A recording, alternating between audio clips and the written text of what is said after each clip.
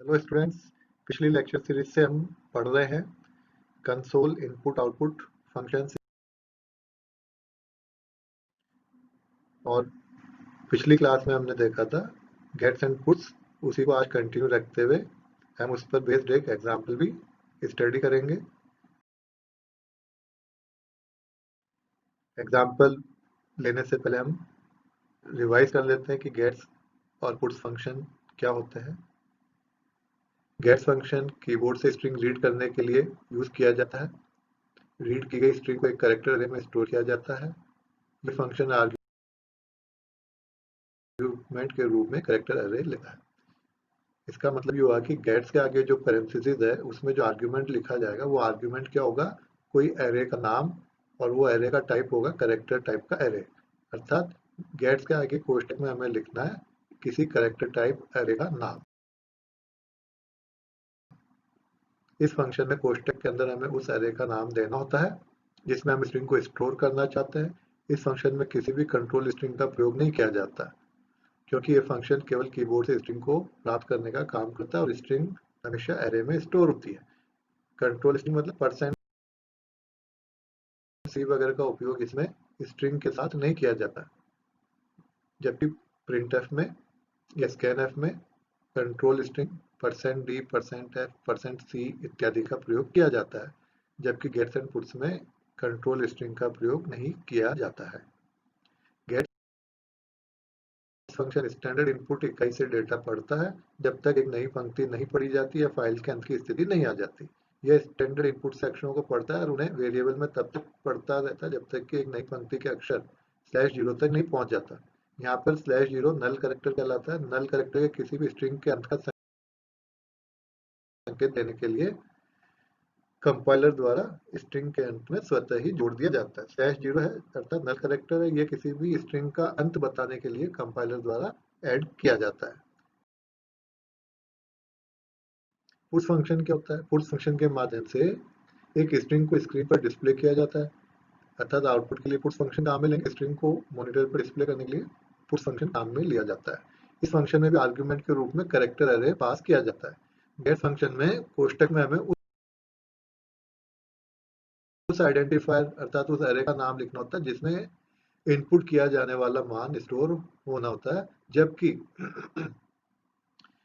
Gate function में हम क्या लिखते हैं, अभी भी बताया। गेट फंक्शन में कोष्टक में हम उस वेरिएबल का अर्थात उस आइडेंटिफायर का नाम लिखते हैं जिसके अंदर हमें स्ट्रिंग को स्टोर करवाना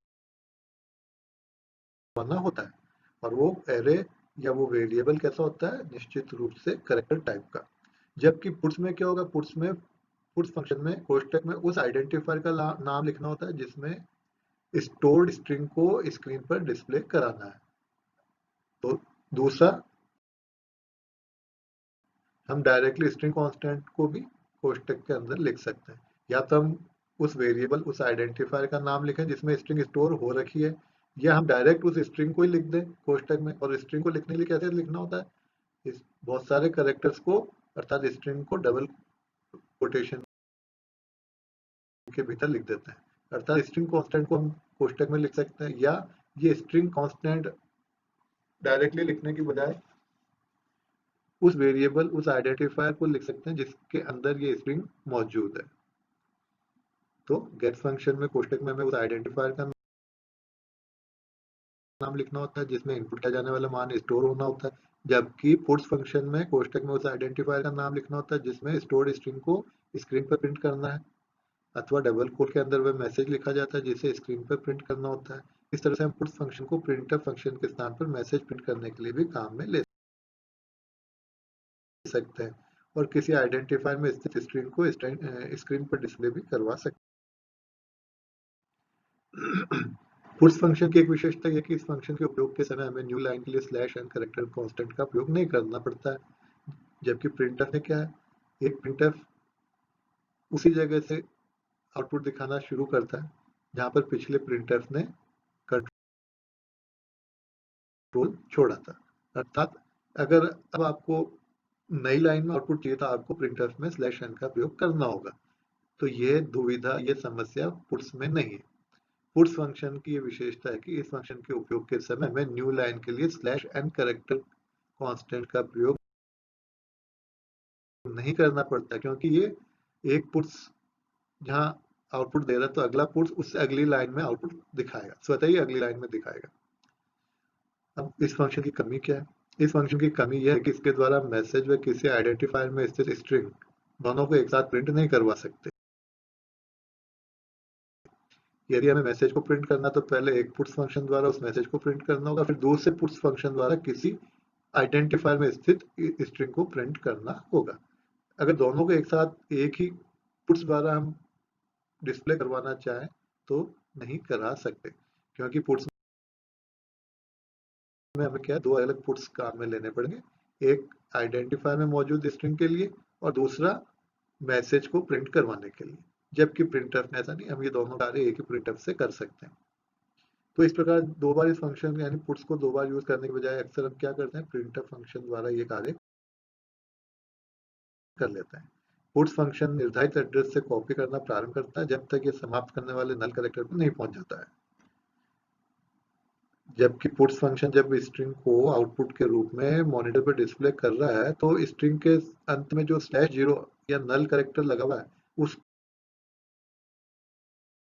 स्क्रीन पर डिस्प्ले नहीं करता, अर्थात वह अंतिम नल अक्षर स्टैंडर्ड आउटपुट पर कॉपी नहीं होता है। /0 आउटपुट के रूप में दिखाई नहीं देगा।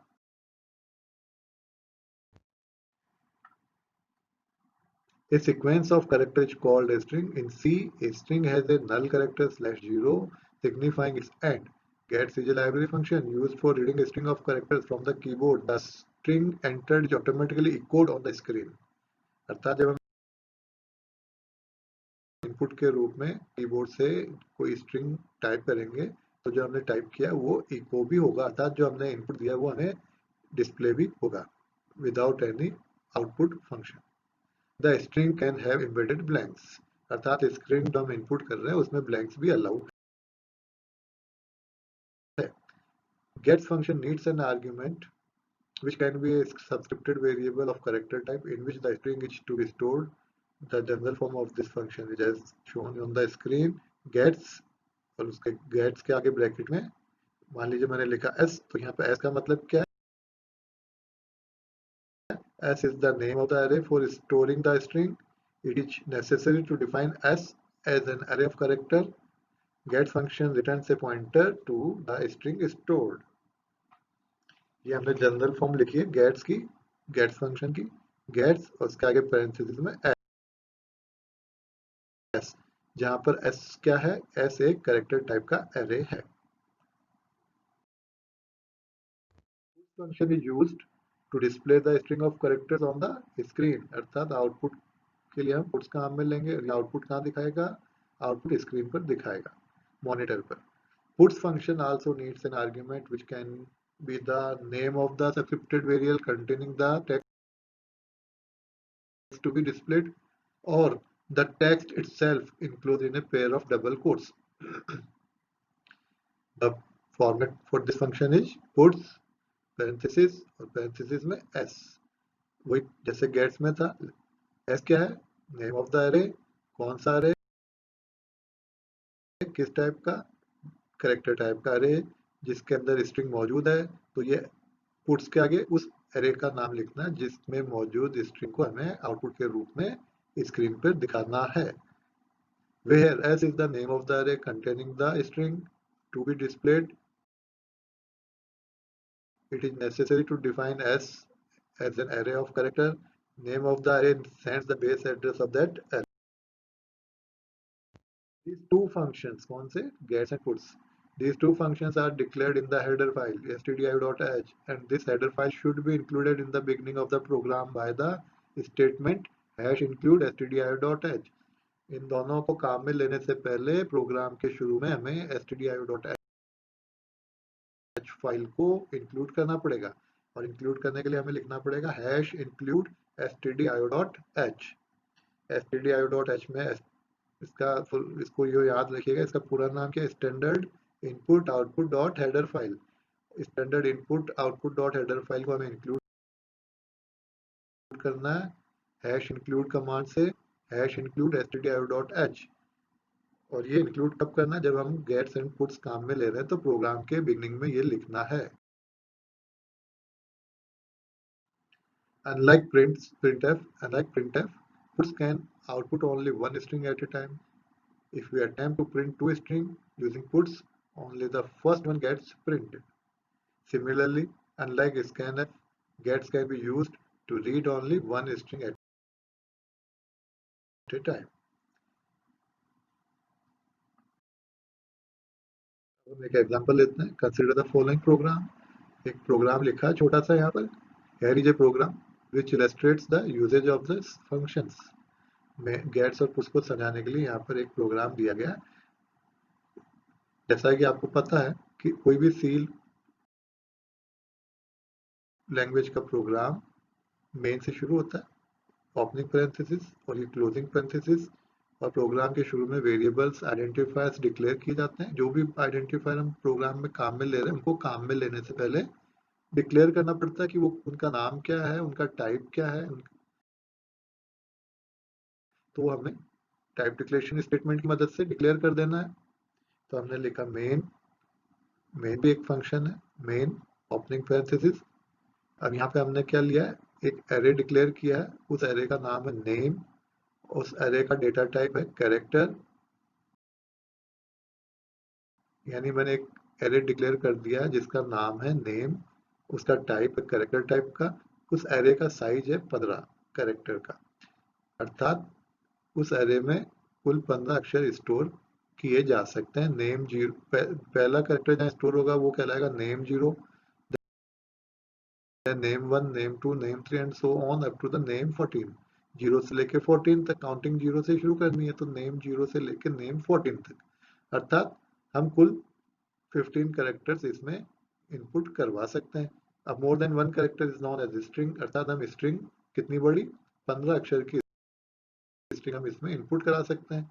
किसमें इनपुट करा सकते हैं, नेम नाम का जो एरे है, अर्थात हमारा आइडेंटिफायर है नेम, टाइप है उसकी कैरेक्टर टाइप, और कितना बड़ा डेटा हम इसमें रख सकते हैं, 15 अक्षर का कैरेक्टर टाइप का डेटा हम इसमें रख सकते हैं. अर्थात 15 अक्षर की स्ट्रिंग हम इसमें स्टोर करवा सकते हैं. अगला स्टेटमेंट लिखा है पुट्स, और पुट्स में ब्रैकेट में अर्थात कोष्टक में हमने क्या लिखा है, एक स्ट्रिंग कांस्टेंट या मैसेज. और वो कैसे लिखना होता है, डबल कोटेशन के अंदर. तो हमने लिखा puts please enter your name equals to. तो ये जो मैसेज है ये जौका त्यों डिस्प्ले होगा जब हम इसको एग्जीक्यूट करेंगे, रन करेंगे. तो ये पुट्स क्या करेगा, उसको जौका त्यों डिस्प्ले कर देगा. अर्थात आउटपुट स्क्रीन पे क्या आएगा, please enter your name equals to. अब उसके बाद लिखा है गेट्स, और इसका आर्ग्यूमेंट लिखा नेम. तो गेट्स क्या करता है, इनपुट प्राप्त करता है फ्रॉम द कीबोर्ड. तो कीबोर्ड से हमने जो भी इनपुट दिया वो कहाँ जाके स्टोर होगा, नेम नाम के आइडेंटिफायर में, नेम नाम के एरे में स्टोर होगा. तो हमें कितना बड़ा इनपुट देना है, 15 कैरेक्टर का इनपुट देना है.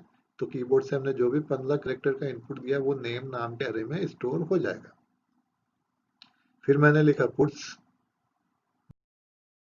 नेम, आर्ग्यूमेंट के रूप में लिखा name.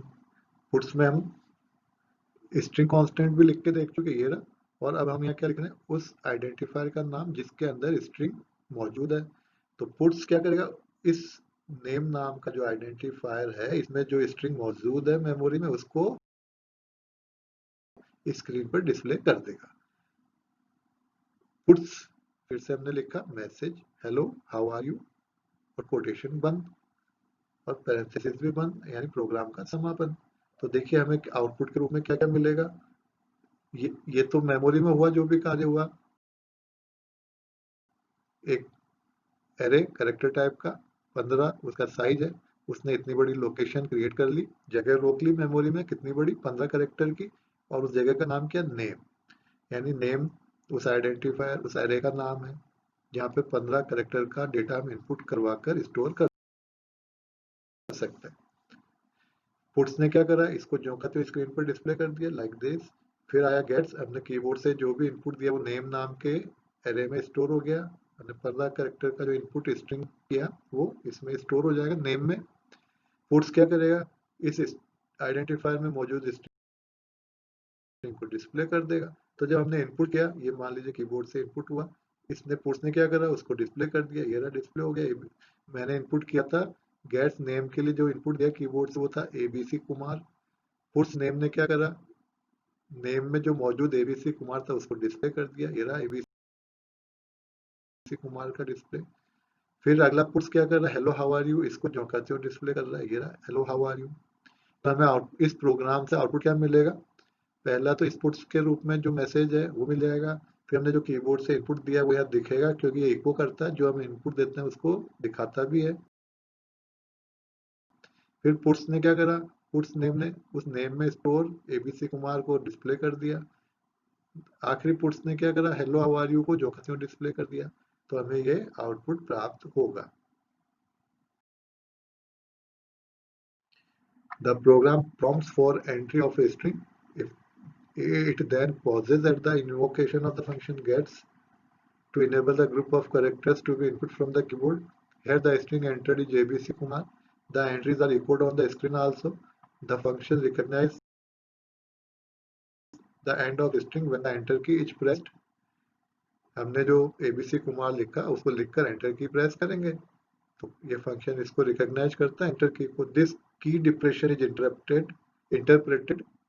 This key depression is interpreted as the new line character /n.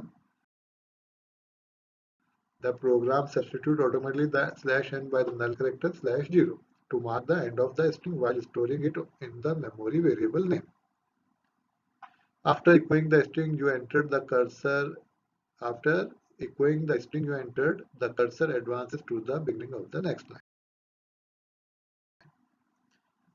हमने गेट्स जब एक्टिवेट हुआ, जब एग्जीक्यूट हुआ तो हमने कीबोर्ड से इनपुट कर दिया एबीसी कुमार। इनपुट करके हमने एंटर की दबाई, एंटर की इसमें /n के रूप में होगा, इसको इस तरह रिकॉग्नाइज करेगा न्यू लाइन के रूप में।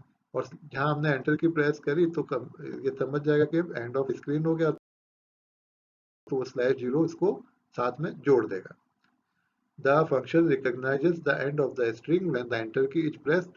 This key depression is interpreted as the new line character /n. The program substitutes automatically the /n by the null character /0 to mark the end of the string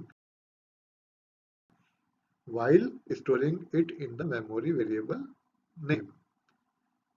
After echoing the string you entered, the cursor advances to the beginning of the next.